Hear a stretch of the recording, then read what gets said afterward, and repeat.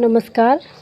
हम RBSC syllabus कक्षा 9 की विज्ञान की बुक पढ़ रहे हैं और आज का हमारा पाठ है 7 जैव विविधता।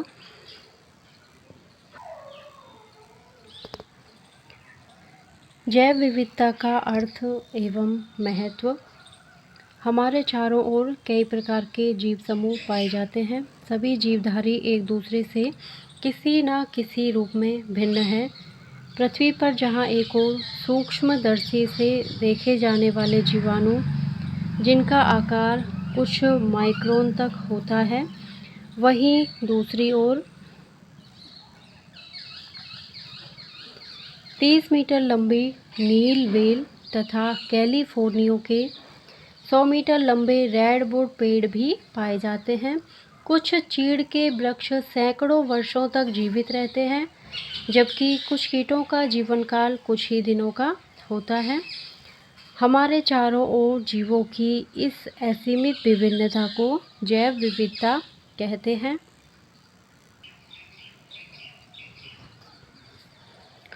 जैव विविधता से तात्पर्य विभिन्न जीव रूपों में पाई जाने वाली विविधता से है। यह किसी क्षेत्र विशेष में पाए जाने वाले विभिन्न जीव रूपों को इंगित करता है।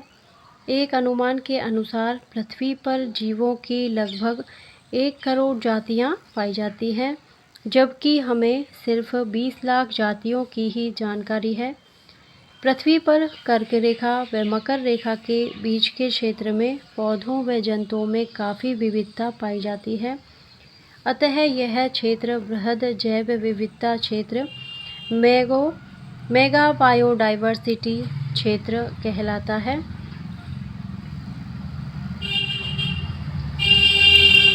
वर्गीकरण की आवश्यकता। पृथ्वी पर पाए जाने वाले सभी जीवों में समानता व असमानता तथा कुछ विशिष्ट लक्षणों के आधार पर उनका वर्गीकरण किया गया है, ताकि जीवों की पहचान करने, अध्ययन करने व उनके उपयोग की जानकारी प्राप्त हो सके। यहाँ जीव के लक्षण से तात्पर्य उस जीव का कोई विशिष्ट रूप या विशिष्ट कार्य है, जिसके आधार पर उन्हें अन्य जीवों से विभेदित किया जाता है। जंतुओं व पादपों के प्रमुख समूह। अर्नेस्ट हैकल 1894, रॉबर्ट विटेकर 1959 और कार्ल बोस 1977 नामक जैव वैज्ञानिकों ने सभी जीवों को विभिन्न जगत में विभाजित करने का प्रयास किया। ये जगत जीवों की कोशिकीय संरचना, पोषण के स्रोत व शारीरिक संगठन के आधार पर बनाए गए हैं। विटेकर की पंचजगत अवधारणा में 5 जगत हैं: मोनेरा, प्रोटिस्टा, फंजाई, प्लांटी और एनिमेलिया। पुनः विभिन्न स्तरों पर जीवों को उपसमूहों में वर्गीकृत किया गया है, जैसे फाइलम, डिवीज़न, वर्ग, क्लास, गण, ऑर्डर, कुल, फैमिली, वंश, जीनस।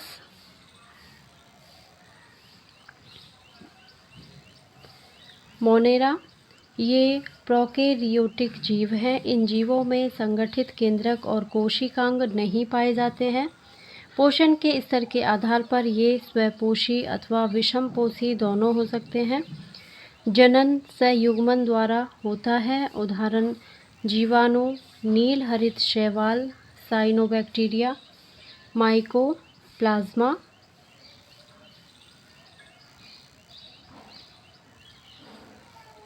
ये मोनेरा जगत के प्राणी,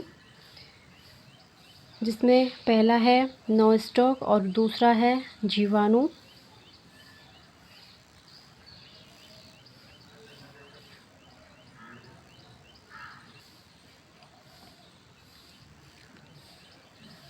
प्रोटिस्टा, इसमें एक कोशिक यूकेरियोटिक जीव आते हैं। यूकेरियोटिक होने के कारण इनकी कोशिका में सुसंगठित केंद्रक एवं झिल्लीबद्ध कोशिकांग पाए जाते हैं।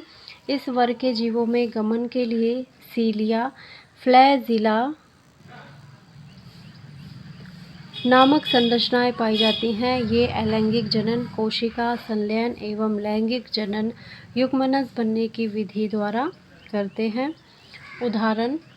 इसके उदाहरण हैं एक कोशिक शैवाल, डायटम प्रोटोजोआ।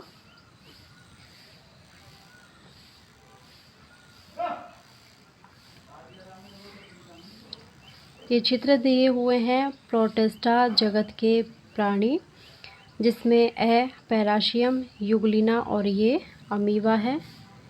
ये अमीबा का चित्र है और इसके ऊपर है युगलिना और पहला चित्र है पैरामीशियम। ये पैरामीशियम का चित्र है।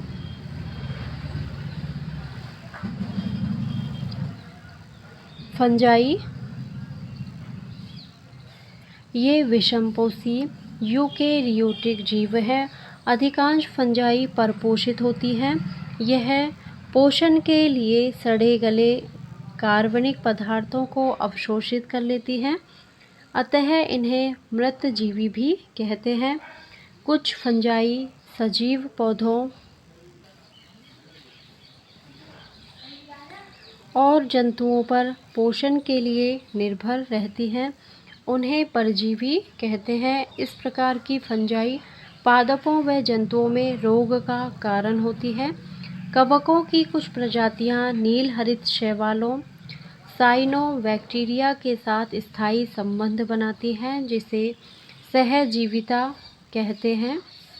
ऐसे सहजीवी जीवों को लाइकेन कहते हैं। फंजाई तंतुमयी होती है, लेकिन यीस्ट जो एक कोशिक है इसका अपवाद है। ये पतली लंबी धागों की तरह की संरचनाएं होती हैं, जिन्हें कवक तंतु माइसीलियम कहते हैं। फंजाई की कोशिका भित्ति काइटिन तथा पॉलीसैकेराइड की बनी होती है। फंजाई में कायिक जनन, विखंडन तथा मुकुलन विधि द्वारा, अलैंगिक जनन बीजाणु द्वारा व लैंगिक जनन एस्को बीजाणु बेसिडियो बीजाणुओं द्वारा होता है। उदाहरण है यीस्ट और मशरूम। ये चित्र है, ये मशरूम का चित्र है और यीस्ट का चित्र नहीं दिया हुआ है, तो इसके उदाहरण है यीस्ट और मशरूम।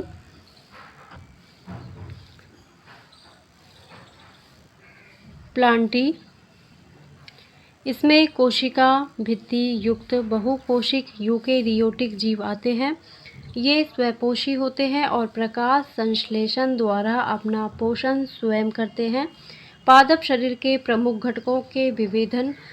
पादप शरीर में जल व अन्य पदार्थों को संवहन करने वाले ऊतकों बीज धारण के क्षमता के आधार पर पादपों को क्रमशः थैलोफाइटा, ब्रायोफाइटा, टेरिडोफाइटा, अनावृत बीजी व आवृत बीजी प्रभागों में विभाजित किया जाता है।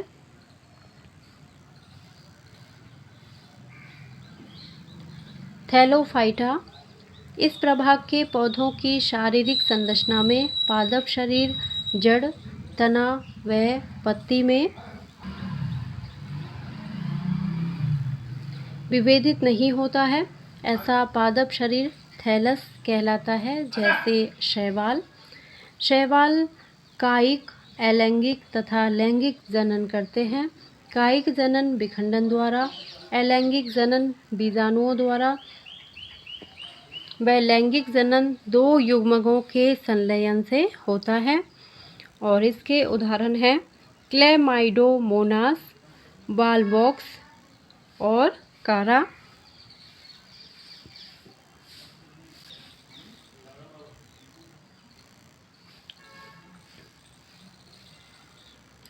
ये उदाहरण दिए हुए हैं बालबॉक्स, क्लैमाइडोमोनास और कारा के।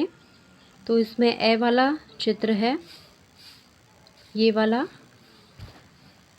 ये बालबॉक्स का है और ये जो ब चित्र है वो क्लैमाइडोमोनास का है और जो स चित्र है वो है कारा। ये हैं थैलोफाइटा के उदाहरण। अगला है ब्रायोफाइटा।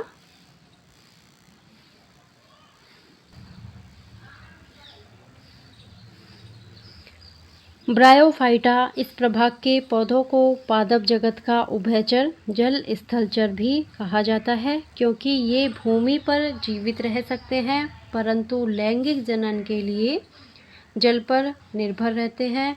इन पादपों में वास्तविक मूल, तना तथा पत्तियां नहीं होती हैं। इनमें मूल सम, पत्ती सम तथा तना सम संरचनाएं होती हैं। ये एक कोशिकीय अथवा बहुकोशिकीय मूलाभासों द्वारा आधार से जुड़े होते हैं।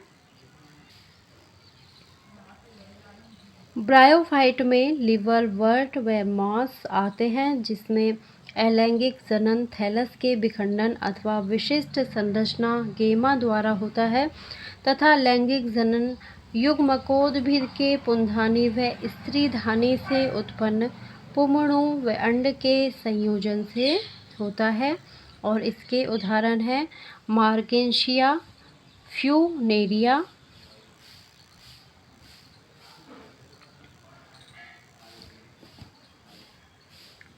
लिवरवर्ट का उदाहरण मार्केंशिया और मास फ्यूनेरिया, ये ब्रायोफाइटा हैं और इनके चित्र यहाँ पे दिए हुए हैं। एक बार आप अच्छी तरह से चित्रों को देख लीजिए। चित्र दिया हुआ है लिवरवर्ट मार्केंशिया का। ये लिवरवर्ट मार्केंशिया है और जो चित्र दिया हुआ है वो है मास फ्यूनेरिया। तो ये मास फ्यूनेरिया का चित्र है।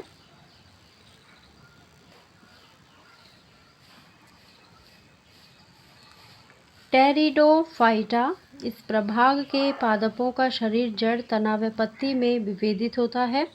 इनके शरीर में जल व अन्य पदार्थों के संवहन के लिए संवहन ऊतक, जाइलम व फ्लोएम पाए जाते हैं। ये सामान्यतः नम स्थानों पर पाए जाते हैं। ये टेरिडोफाइटा के उदाहरण हैं सिलेजीनेला और इक्विसिटम।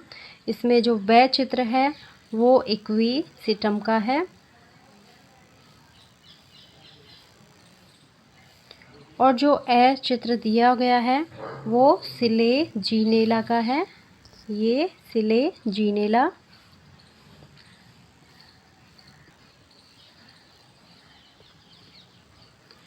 थैलोफाइटा, ब्रायोफाइटा व टेरिडोफाइटा में जननांग अप्रत्यक्ष होते हैं तथा इनमें फल व बीज उत्पन्न करने की क्षमता नहीं होती है, अतः ये क्रिप्टोगेम्स कहलाते हैं। परंतु टेरिडोफाइटा प्रभाग के पादपों में संवहन ऊतक की उपस्थिति के कारण ये संवहनी क्रिप्टोगेम्स कहलाते हैं। टेरिडोफाइटा प्रभाग के पादपों में बीजाणु द्वारा तथा पुंधानी व स्त्रीधानी से उत्पन्न पुंमणु व अंडे के संयोजन द्वारा जनन होता है। उदाहरण है मार्सिलिया, सेलेजीनेला, इक्विसिटम।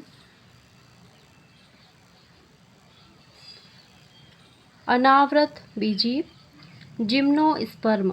जिम्नोस का मतलब है अनावृत, नग्न, और स्पर्मा यानी कि बीज। तो जिम्नोस्पर्म ऐसे पौधे हैं जिनमें बीजांड अंडाशय से ढके हुए नहीं होते और ये निषेचन से पूर्व तथा बाद में भी अनावृत रहते हैं। इन्हें नग्न बीजी पादप भी कहा जाता है। जिम्नोस्पर्म मध्यम अथवा लंबे वृक्ष तथा झाड़ियाँ होती हैं। इनमें मूसला मूल पाई जाती है तथा कुछ पादपों की जड़ें कवक से सहयोग कर लेती हैं, जिसे कवक मूल कहते हैं, जैसे पाइनस।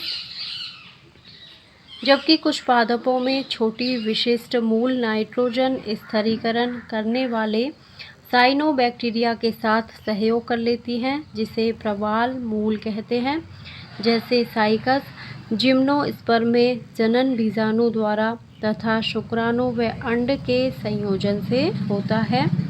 इसके उदाहरण हैं साइकस और पाइनस।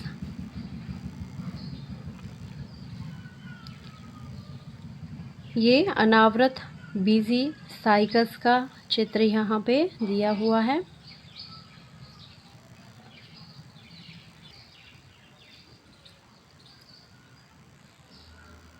आवृत बीजी एंजियोस्पर्म, एंजियो ढका हुआ और स्पर्मा मतलब बीज।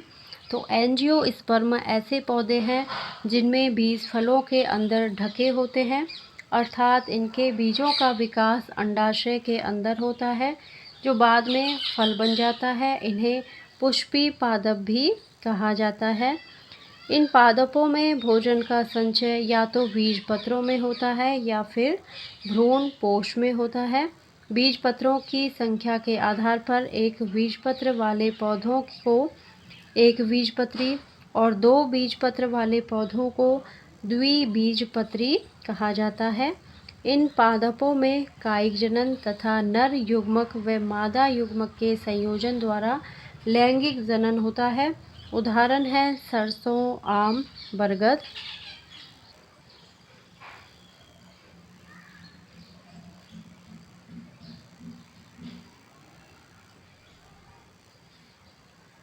एनीमेलिया।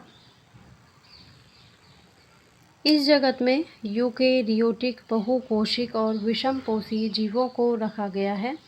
इनकी कोशिकाओं में कोशिका भित्ति नहीं पाई जाती है। अधिकतर जंतु चलायमान होते हैं। नोटोकार्ड की उपस्थिति के आधार पर एनीमेलिया का दो समूहों में विभक्त किया गया है, अपृष्ठवंशी व पृष्ठवंशी।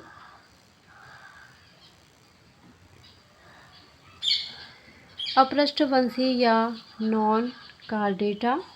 इस समूह के जंतुओं में कशेरुक दंड का अभाव होता है। शारीरिक संरचना व विभेदीकरण के आधार पर इन्हें अलग अलग संघों में वर्गीकृत किया गया है। पोरीफेरा। पोरीफेरा का अर्थ छिद्रधारी जीव है। ये अचल जीव हैं जो किसी आधार से चिपके रहते हैं। इनके पूरे शरीर पर अनेक छिद्र पाए जाते हैं जिन्हें ऑस्टिया कहते हैं। ये हैं पोरीफेरा।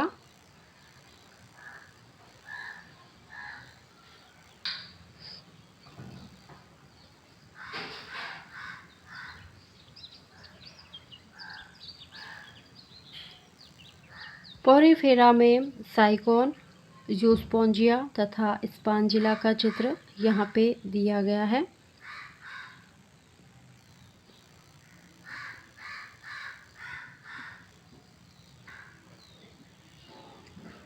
जल इन छिद्रों द्वारा शरीर की केंद्रीय स्पंज गुहा में प्रवेश करता है तथा बड़े रंध्र आस्कुलम द्वारा बाहर निकलता है।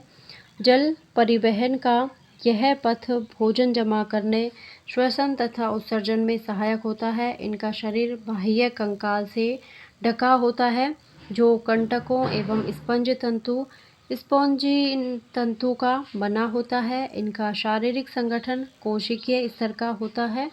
इन्हें सामान्यतः स्पंज कहते हैं। ये जलीय आवास में पाए जाते हैं।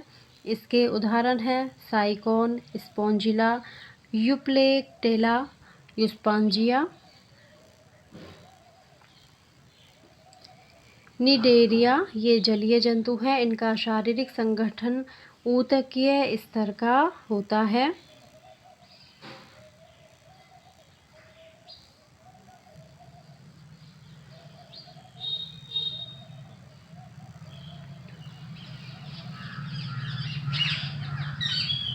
ये सीलेंट्रेटा के उदाहरण हैं हाइड्रा, समुद्री एनीमोन व जेलीफिश। इस संघ के जंतुओं का शरीर द्विकोरकी एवं अरीय सममित होता है। इनमें एक देह गुहा पाई जाती है। इन जंतुओं के स्पर्शक अथवा शरीर में अन्य स्थानों पर दंश कोशिकाएं पाई जाती हैं। इसे सीलेंट्रेटा संघ भी कहते हैं। इसके उदाहरण है हाइड्रा, समुद्री एनीमोन, जेलीफिश।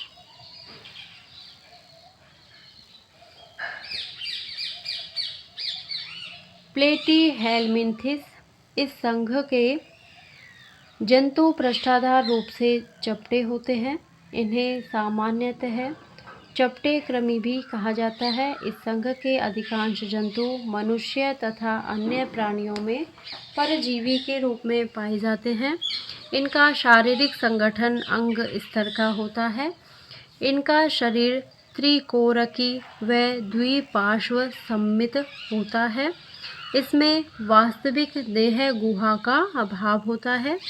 और इसके उदाहरण है टीनिया यानी फीता कृमि, लिवर फ्लूक, प्लेनेरिया।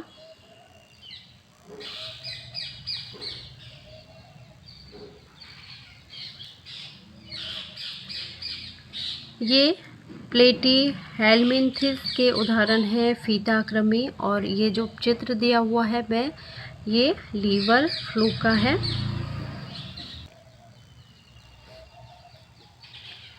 एस्केहेलमिन्थिस, इस संघ के जंतुओं का शरीर बेलनाकार होता है, इसलिए इन्हें गोल कृमि भी कहते हैं। ये मुक्त जीवी, जलीय अथवा परजीवी होते हैं। ये द्विपार्श्व सममित, त्रिकोरकी तथा कूट प्रगुही प्राणी होते हैं।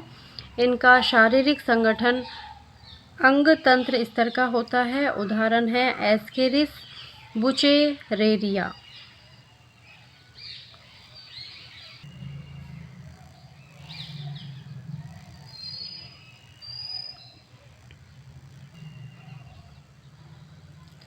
एनेलिडा, इस संघ के जंतु जलीय अथवा स्थलीय स्वतंत्र जीवी तथा कभी कभी परजीवी होते हैं।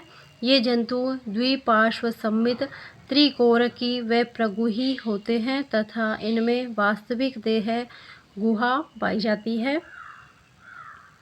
इनका शरीर स्पष्ट खंडों में विभक्त होता है। उत्सर्जन के लिए इनमें वृक्क, नेफ्रिडिया पाए जाते हैं, और इसके उदाहरण हैं जौक, केचुआ, नेरिस।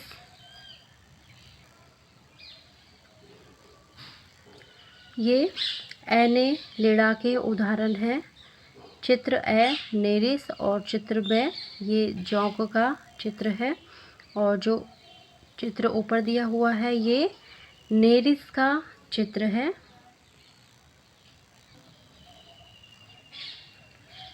आर्थ्रोपोडा, आर्थ्रोपोडा का अर्थ है आर्थो संधित, पोडास यानी कि उपांग। आर्थो का अर्थ है संधित, पोडास का है उपांग, अर्थात इन जंतुओं में संधित उपांग पाए जाते हैं।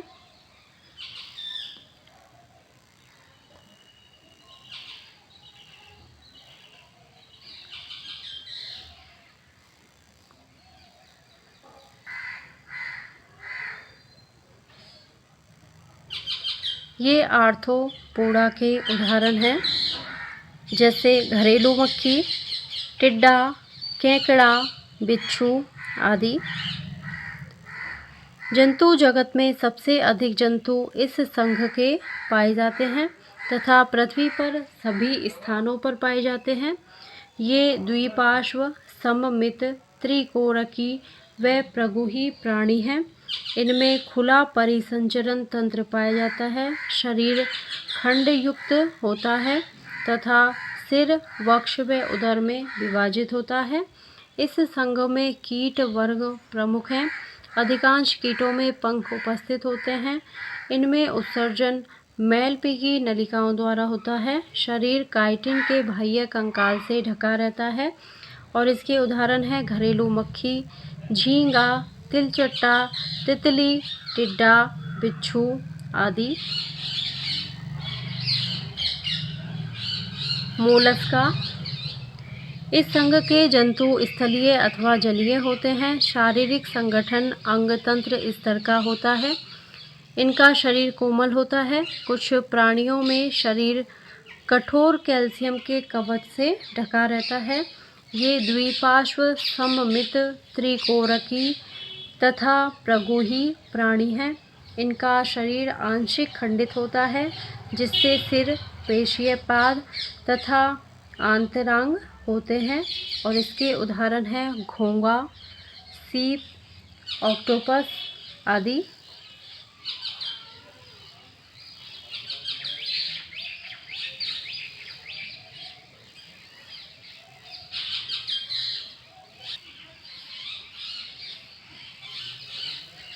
ये मोलस्का के उदाहरण हैं, जिनमें है घोंगा, ऑक्टोपस और सीप।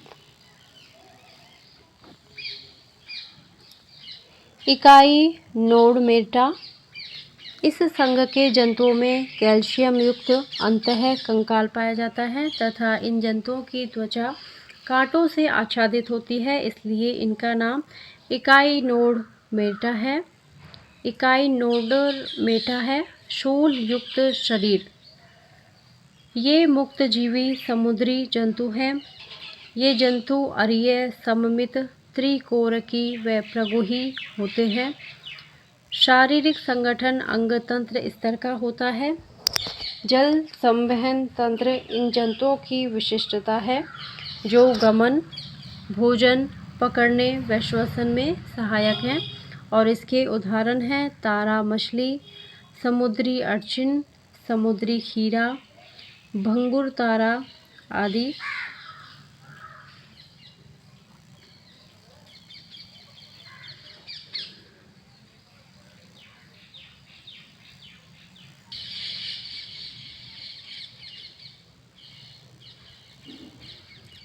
ये इकाई नोडमेटा के चित्र हैं, जिनमें तारा मछली, समुद्री अर्चिन व समुद्री खीरा का चित्र बताया गया है।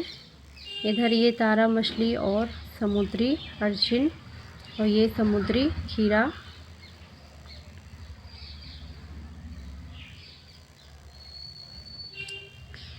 पृष्ठवंशी या कार्डेटा। इस समूह के जंतुओं में नोटोकार्ड, वास्तविक मेरुदंड एवं अंतः कंकाल पाया जाता है। ये द्विपार्श्व सममित, त्रिकोरकी व देह गुहा वाले जंतु हैं। इनमें ऊतकों एवं अंगों का जटिल विभेदन पाया जाता है। पृष्ठवंशी जंतुओं को 5 वर्गों में विभक्त किया गया है। पहला है मत्स्य। इस वर्ग के प्राणी समुद्र और अलवणीय जल दोनों जगहों पर पाए जाते हैं। इनकी त्वचा शल्कों से आवृत रहती है। शरीर धारा रेखीय होता है। श्वसन के लिए क्लोम गिल्स पाए जाते हैं, जो जल में घुलित ऑक्सीजन का उपयोग करते हैं। ये असमतापी होते हैं तथा अंडे देते हैं। हृदय द्विकोष्ठीय होता है। कंकाल अस्थि व उपास्थि दोनों का बना होता है, और इसके उदाहरण हैं रोहू, कुत्ता मछली, विद्युत मछली, आरा मछली आदि।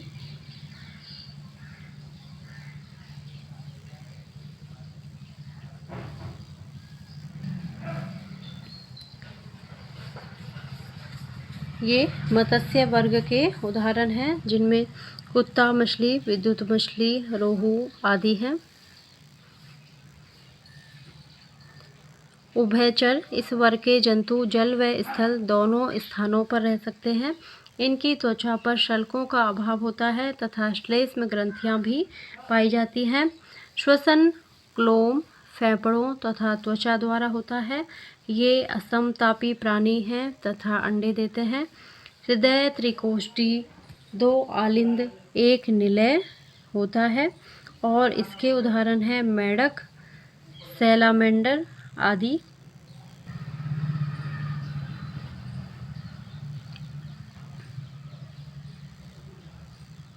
ये उभयचर प्राणी हैं, जिनमें चित्र दिया हुआ है सैलामेंडर और मेढक का।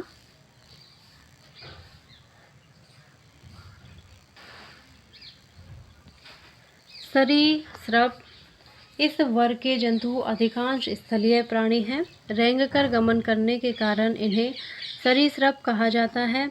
इनका शरीर शल्कों से आवृत होता है। श्वसन फेफड़ों द्वारा होता है। ये असमतापी जंतु हैं तथा अधिकांशतः अंडे देने वाले प्राणी हैं। अंडे कठोर कवच से ढके रहते हैं। हृदय सामान्यतः त्रिकोष्ठीय होता है, जिसमें 2 आलिंद 1 निलय होता है। इसके उदाहरण हैं सर्प, छिपकली, मगरमच्छ, कछुआ, वृक्ष, छिपकली आदि। और ये इनके चित्र दिए हुए हैं।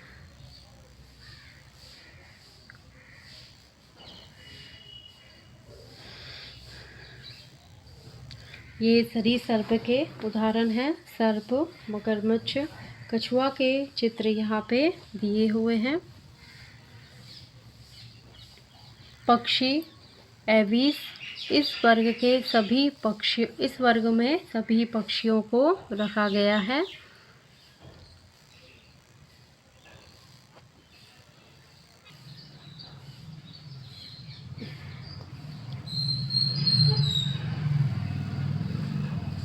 ये एविस के उदाहरण हैं, जैसे शुतुरमुर्ग, तोता, मोर आदि। इनका मुख्य लक्षण शरीर पर पंखों की उपस्थिति तथा उड़ने की क्षमता है। शुतुरमुर्ग को छोड़कर इनमें चोंच पाई जाती है। श्वसन फेफड़ों द्वारा होता है। ये समतापी जंतु हैं तथा अंडे देते हैं। इनका हृदय चतुष्कोष्ठीय 2 आलिंद व 2 निलय होता है। अंतः कंकाल की अस्थियां लंबी व खोखली होती हैं। और इसके उदाहरण हैं चील, तोता, मोर, शुतुरमुर्ग आदि। स्तनधारी, इस वर्ग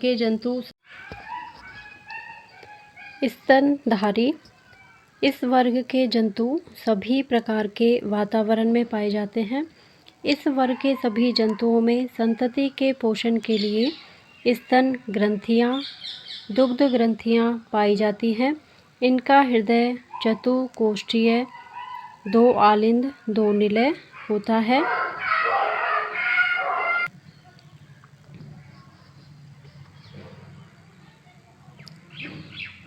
इस वर्ग के जंतु समतापी हैं तथा शिशुओं को जन्म देने वाले होते हैं। हालांकि कुछ जंतु उसके अपवाद हैं, जैसे एकीडना अंडे देता है और कंगारू अविकसित बच्चों को जन्म देता है, जो मार्सुपियम नामक थैली में तब तक लटके रहते हैं जब तक कि उनका पूर्ण विकास नहीं हो जाता है। और इसके उदाहरण हैं मानव, डकविल, प्लेटिपस, कंगारू, चमगादड़।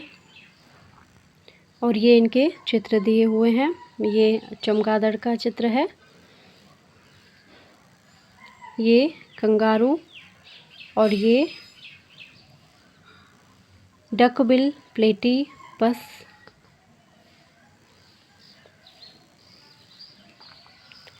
पादपों के आवास एवं अनुकूलन।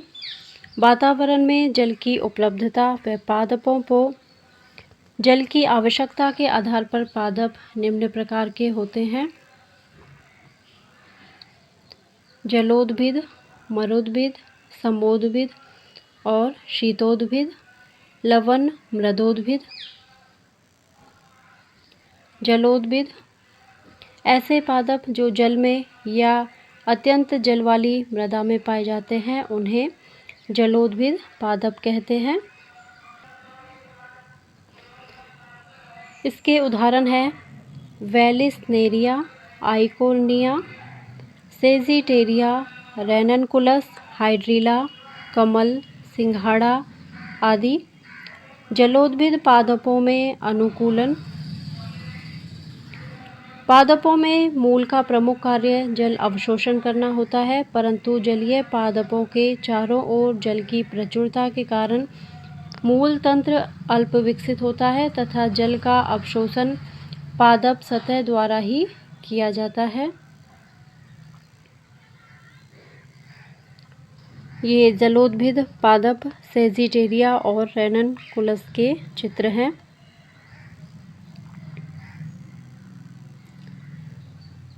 कुछ पादपों जैसे सिंघाड़ा की जड़ें प्रकाश संश्लेषण करने के लिए हरे रंग की होती हैं, जिसे स्वांगीकारी जड़ें कहते हैं। जड़ों में प्राय मूल रोम उपस्थित होते हैं तथा मूल रोम के स्थान पर मूल कोटरिकाएँ पाई जाती हैं। कुछ पादपों जैसे लेमना में जड़ संतुलन बनाने का कार्य करती हैं। जलीय पादपों में तना कोमल, पतला व लचीला होता है। जल की सतह पर तैरने वाले पादपों की पत्तियां चौड़ी तथा जल निमग्न पादपों की पत्तियां कटी-फटी व रिबन के समान होती हैं। जलीय पादपों में परागकण, फल व बीजों का प्रकीर्णन जल के द्वारा ही होता है। इस कारण बीज व फल भार में हल्के होते हैं। जलीय पादपों के पर्ण स्तंभ व मूल की आंतरिक संरचना में वायु प्रकोष्ठ पाए जाते हैं। जलीय पादपों की कोशिकाओं की परासरण सांद्रता कम होती है। जलीय पादपों में यांत्रिक ऊतक व संवहन ऊतकों की कमी होती है।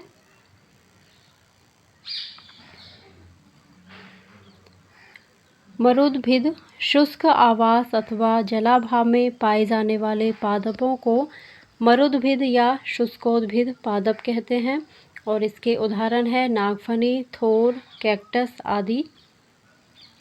अनुकूलन: मरुद्भिद पादप अपने विशेष गुणों के कारण पहचाने जाते हैं। ये विशेष गुण निम्न हैं। मरुद्भिद पादप जलाभाव वाले स्थानों पर पाए जाते हैं, अतः जल का अवशोषण करने के लिए इनकी जड़ें सुविकसित व भूमि में गहराई तक जाती हैं। जड़ों में जल के अवशोषण के लिए मूल, रोम व जड़ की सुरक्षा के लिए मूल गोप पाया जाता है। मरुद्भिद पादपों का तना काष्ठीय होता है तथा तने पर बहुकोशिक रोम पाए जाते हैं। कुछ पादपों जैसे आक के तने पर मोम और सिलिका का आवरण पाया जाता है।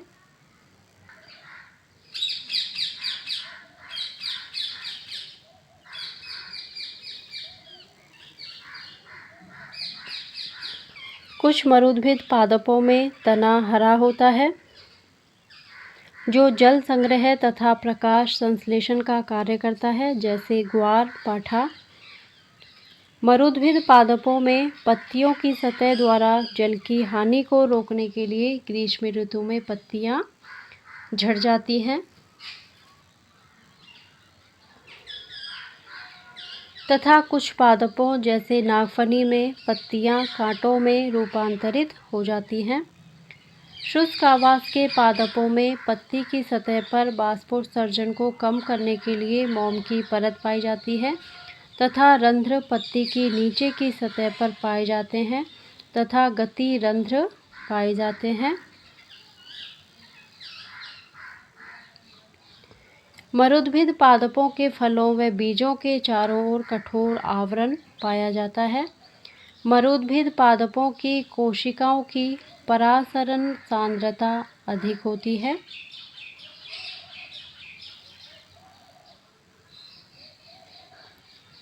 लवण मृदोद्भिद: लवण युक्त मृदा या दलदल में पाए जाने वाले पादप लवण मृदोद्भिद पादप कहलाते हैं।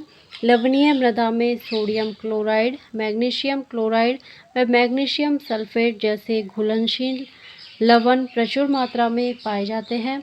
ऐसी मृदा में पाए जाने वाले पादपों को मैंग्रोव वनस्पति भी कहते हैं और इसके उदाहरण हैं राइजोफोरा, सालसोला इत्यादि। ये लवण मृदोद्भिद पादप हैं, राइजोफोरा, सालसोला। अनुकूलन: इन पादपों की जड़ें कम गहराई तक जाने वाली होती हैं, इसलिए इन पादपों में स्तंभ मूल परिवर्धित होकर दलदल में प्रवेश करके पादप को अतिरिक्त सहारा व स्थिरता प्रदान करती है। दलदल युक्त मृदा में जलाक्रांत के कारण ऑक्सीजन का अभाव होता है तथा पादपों की सामान्य जड़ों को श्वसन के लिए ऑक्सीजन उपलब्ध नहीं हो पाती है, अतः इन पादपों की जड़ों की कुछ शाखाएं भूमि से ऊपर निकल जाती हैं तथा ऋणात्मक गुरुत्वानुवर्ती होती है। इन जड़ों के शीर्ष पर सूक्ष्म रंध्र पाए जाते हैं, जिनके द्वारा ये ऑक्सीजन लेकर मूल तंत्र की ऑक्सीजन की कमी की पूर्ति करती है। इन जड़ों को श्वसन मूले या न्यूमेटोफोर कहते हैं। इन पादपों के तने क्लोराइड आयनों के संग्रह के कारण गूदेदार होते हैं। इन पादपों की पत्तियां छोटी, मांसल व चमकीली सतह वाली होती हैं। इन पादपों में बीज का अंकुरण फल के भीतर ही प्रारंभ हो जाता है तथा बीज से बीज पत्राधार व मूलांकुर बनने के पश्चात नवोद्भिद ऊर्ध्वाधर स्थिति में भूमि पर गिर जाता है, जिससे मूलांकुर सीधा कीचड़ में घुस जाता है। इस प्रकार के अंकुरण को सजीव प्रजक या जरायुज अंकुरण कहते हैं। शीतोद्भिद शीत प्रदेशों तथा बर्फीली भूमि पर उगने वाली वनस्पति को शीतोद्भिद पादप कहते हैं और इसके उदाहरण हैं साल्मोनेला, मास, लाइकेन आदि। अनुकूलन शीत आवास में अधिकांशतः पादप शाक, मांस व लाइकेन होते हैं, जो बर्फ के पिघलने पर उगते हैं तथा अल्प अवधि में अपना जीवन चक्र पूरा कर लेते हैं, अर्थात ये पादप अल्पकालिक होते हैं। साल्मोनेला एक पुष्पी पादप है जो बर्फ के नीचे दबा रहता है तथा पुष्पन के समय उत्पन्न ऊष्मा से बर्फ के पिघलने से पादप का केवल पुष्प ही बाहर निकला रहता है। समोद्भिद सामान्य जल, आर्द्रता व ताप वाले आवास में पाए जाने वाले पादप समोद्भिद पादप कहलाते हैं। इस आवास में पादप की वृद्धि व जनन के लिए सभी परिस्थितियां आदर्श होती हैं। इन पादपों में मूल तंत्र सुविकसित तथा मूल रोम व मूल गोप सहित होता है। तना वायव्य शाखित, मोटा व कठोर होता है। पत्तियां चौड़ी व पत्ती के दोनों सतहों पर रंध्र पाए जाते हैं। पादप पूर्ण रूप से विकसित व पादप की कार्यकीय प्रणाली सामान्य होती है और इसके उदाहरण हैं उद्यान पौधे व फसली पौधे। जंतुओं के आवास एवं अनुकूलन प्रकृति में जंतु जल, स्थल, वायु, नभ आदि आवासों में पाए जाते हैं। आवास के आधार पर जंतुओं को निम्नानुसार वर्गीकृत किया गया है।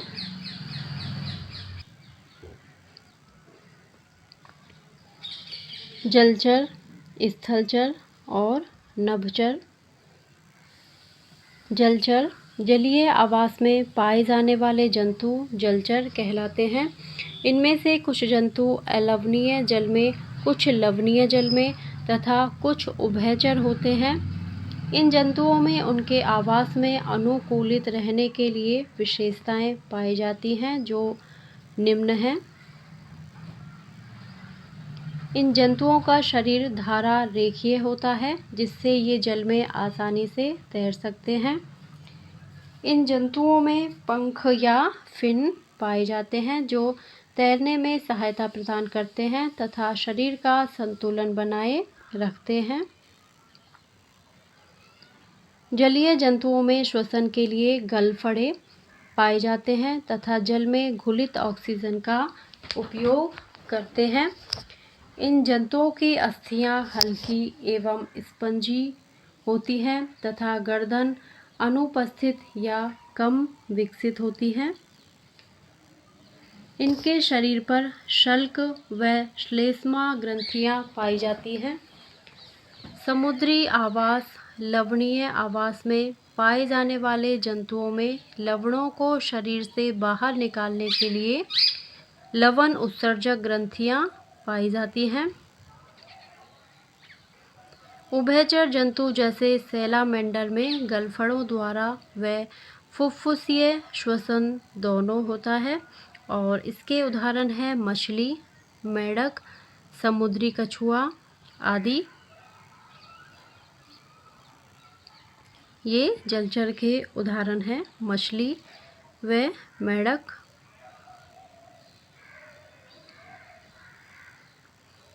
स्थलचर, स्थल पर पाए जाने वाले जंतु स्थलचर कहलाते हैं। स्थल पर वातावरण में भिन्नता के आधार पर जंतुओं को निम्न वर्गों में विभाजित किया जाता है। मरुस्थलीय जंतु, स्थल पर शुष्क आवास में पाए जाने वाले जंतु शुष्क आवासीय या मरुस्थलीय जंतु कहलाते हैं। मरुस्थलीय आवास में पाए जाने वाले जंतुओं में विशेष लक्षण विकसित होते हैं जिससे वे उस आवास में आसानी से जीवित रह सकें। ये अनुकूलन निम्न है। इन जंतुओं के पाद मरुस्थल में चलने, दौड़ने व खोदने के लिए रूपांतरित होते हैं। जैसे ऊंट के पैर गद्दीदार होते हैं। इन जंतुओं के शरीर का रंग भूरा मिट्टी जैसा होता है जिससे उनकी शिकारी जंतु से सुरक्षा होती है।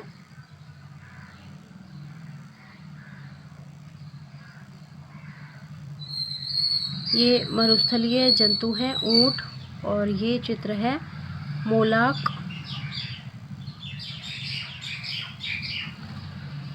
इन जंतुओं का मल ठोस व मूत्र गाढ़ा होता है तथा शरीर पर स्वेद ग्रंथियां अनुपस्थित या कम विकसित होती हैं।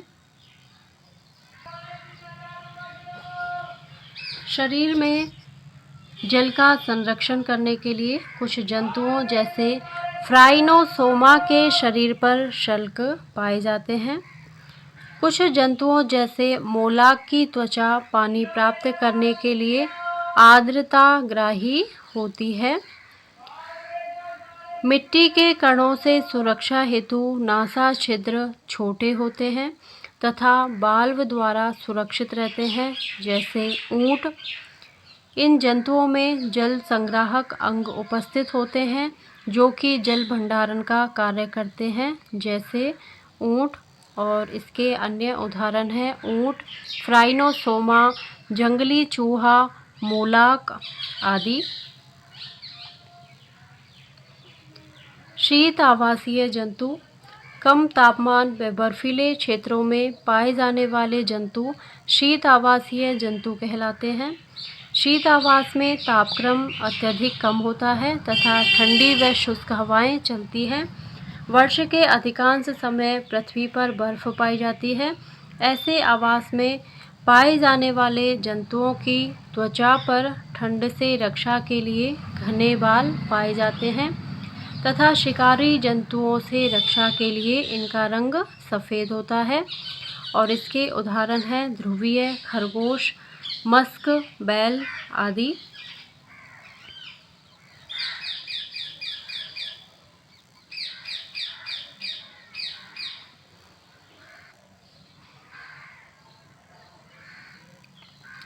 ये शीत आवासीय जंतु मस्क बैल, ध्रुवीय खरगोश और ध्रुवीय भालू।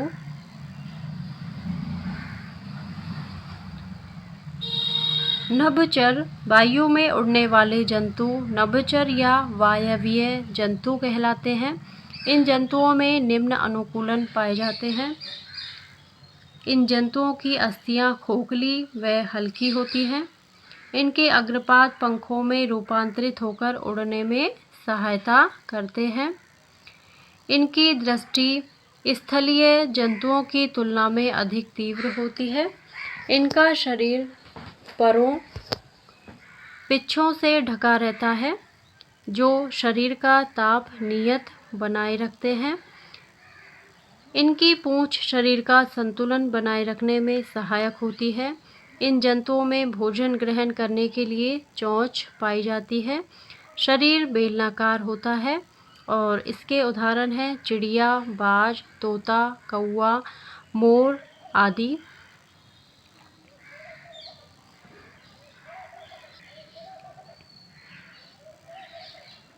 ये नभचर जंतु चिड़िया, कबूतर, तोता आदि।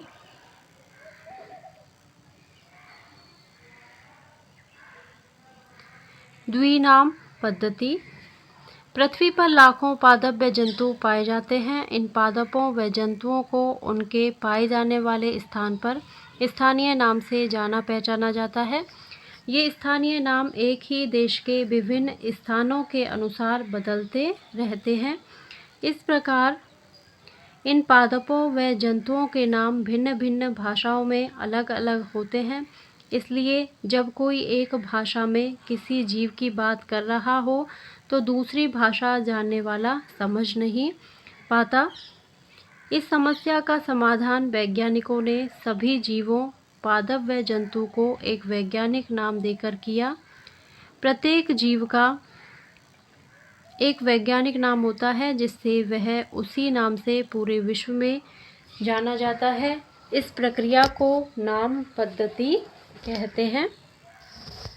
पादपों के वैज्ञानिक नाम के सर्वमान्य नियम international code of botanical nomenclature ICBN तथा जंतुओं के international code of zoological nomenclature ICZN में दिए गए हैं।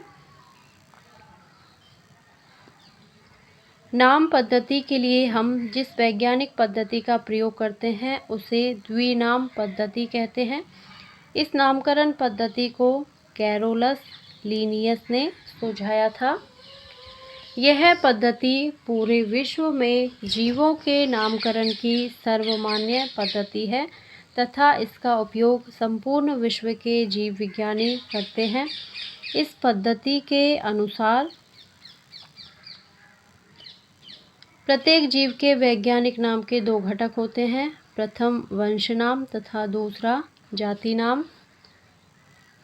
वैज्ञानिक नाम प्राय लैटिन भाषा में होते हैं, परंतु जब हाथ से अंग्रेजी भाषा में लिखते हैं तब दोनों शब्दों को अलग अलग रेखांकित किया जाता है।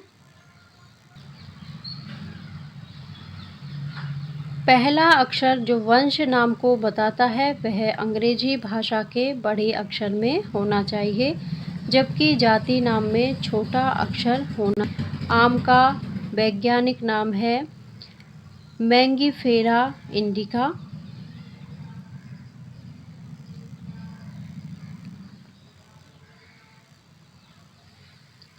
महत्वपूर्ण बिंदु। वातावरण के अनुसार किसी जंतु अथवा पादप को अपने विशेष अंगों एवं विशेष क्रियाओं द्वारा अनुकूल बनाने की क्रिया को अनुकूलन कहते हैं। पादप जगत को 5 प्रभाग थैलोफाइटा, ब्रायोफाइटा, टेरिडोफाइटा, अनावृतबीजी व आवृतबीजी में वर्गीकृत किया गया है। द्विनाम पद्धति के जनक कैरोलस लीनियस हैं। द्विनाम पद्धति में प्रथम नाम वंश को तथा द्वितीय नाम जाति को प्रदर्शित करता है। जंतु जगत को पृष्ठवंशी व अपृष्ठवंशी दो समूहों में वर्गीकृत किया गया है। पादपों को आवास के आधार पर जलोद्भिद, मरोद्भिद, लवण मृदोद्भिद, शीतोद्भिद व समोद्भिद में वर्गीकृत किया गया है। पंचजगत अवधारणा व्हिटेकर ने दी थी। इसके अनुसार पृथ्वी पर जीवों के 5 जगत मोनेरा, प्रोटिस्टा, फंजाई, प्लांटी व एनिमेलिया हैं। जंतुओं को आवास के आधार पर जलचर, उभयचर, स्थलचर व नभचर में वर्गीकृत किया गया है। लवण मृदोद्भिद पादपों को मैंग्रोव वनस्पति भी कहते हैं। इनमें श्वसन मूल या न्यूमेटोफोर पाई जाती है। जलचर जंतु गलफड़ों द्वारा व स्थलचर जंतु फेफड़ों व त्वचा द्वारा श्वसन करते हैं। जलीय पादपों की कोशिका की परासरण सांद्रता कम तथा मरुस्थलीय पादपों की परासरण सांद्रता अधिक होती है। और इसी के साथ ही हमारा ये पाठ पूरा होता है। अगर आपको मेरा वीडियो पसंद आता है तो प्लीज़ इसे लाइक करें, शेयर करें और मेरे चैनल पे यदि आप नए हो तो मेरे चैनल को सब्सक्राइब करें। Thank you.